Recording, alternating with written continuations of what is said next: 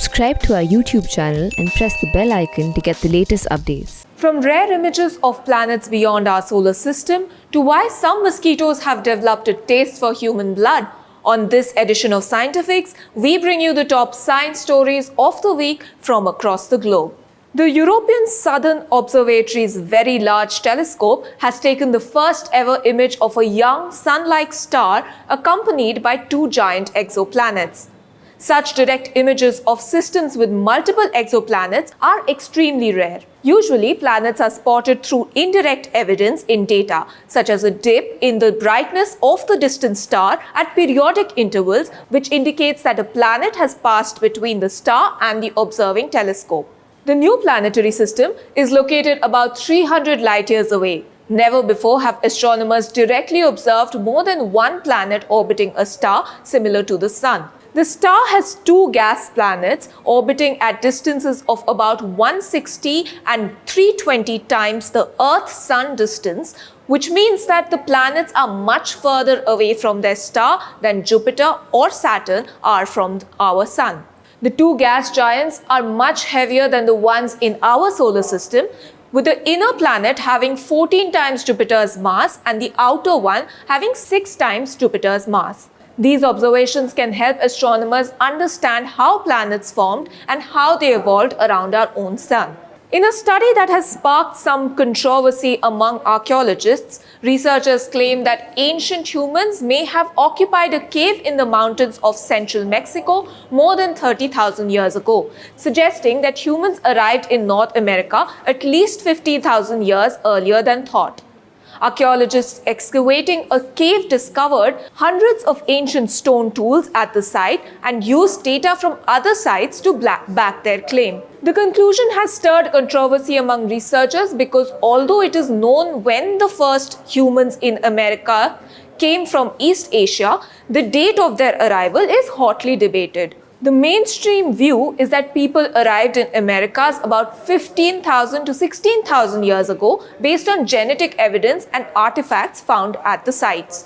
The new study, which claims that the stone tools in the region are evidence of human presence, is being questioned because all researchers are not convinced that the excavated artifacts are in fact tools. Skeptics argue that these so-called tools are so simple that they may have been formed by geological processes. Also this week, scientists have detected an active leak of methane gas, which is a potent greenhouse gas in the Antarctic waters for the first time. While underwater methane leaks are not a new phenomenon, usually certain methane-eating microbes help keep such leakages in check. However, according to a new study, these microbes took roughly 5 years to respond to the Antarctic leak, were not able to completely consume the escaping gas.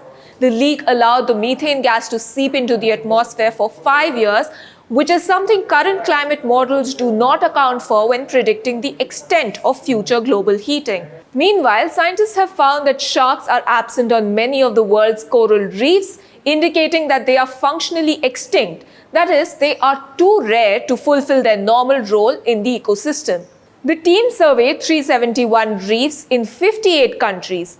Sharks were not observed on nearly 20% of these, indicating a widespread decline that has gone undocumented until now. During over 800 survey hours around the reefs in Dominican Republic, the French West Indies, Kenya, Vietnam and Qatar, a total of only 3 sharks were observed, indicating that the sharks have almost completely disappeared from these areas. The loss of reef sharks around the world is alarming since the iconic species is an important part of food resources, tourism attractions, and are among the top predators on the coral reefs.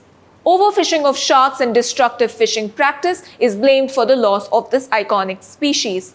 Another study published this week has shed some light on why certain mosquitoes seem to have developed a preferred taste for human blood, especially in places with intense dry seasons. Researchers propose that since mosquitoes need water to breed and humans tend to store water in large quantities, especially in dry areas, some mosquitoes have specialized in biting humans. Aedes aegypti mosquitoes, which spread diseases like Zika, dengue, and yellow fever, often specialize in humans, bringing diseases with them. But some African populations of the species have wider diets. To understand what makes some mosquitoes prefer humans, researchers captured eggs from 27 sites of sub-Saharan Africa and raised them in a lab. The mosquitoes were put in a chamber where they could catch a whiff of either human or animal blood to see which they would move towards in an attempt to bite. But no pattern of preferred diet emerged from that. Further research showed that in areas where the dry season was long and intense, mosquitoes were more likely to prefer humans. This is Mohana Basu for The Print. Do subscribe to our YouTube channel for the latest updates.